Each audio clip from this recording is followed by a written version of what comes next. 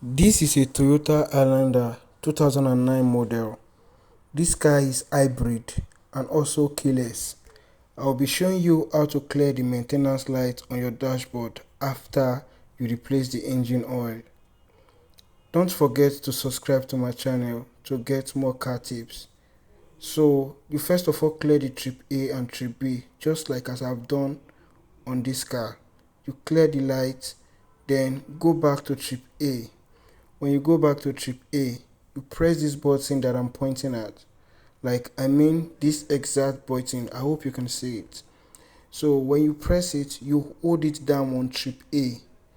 When you hold it down on trip A, remove your leg from the brake pedal, then turn off the engine. When you turn off the ignition, don't put your leg on the brake pedal, turn on the ignition. The data will reset by itself, as you can see.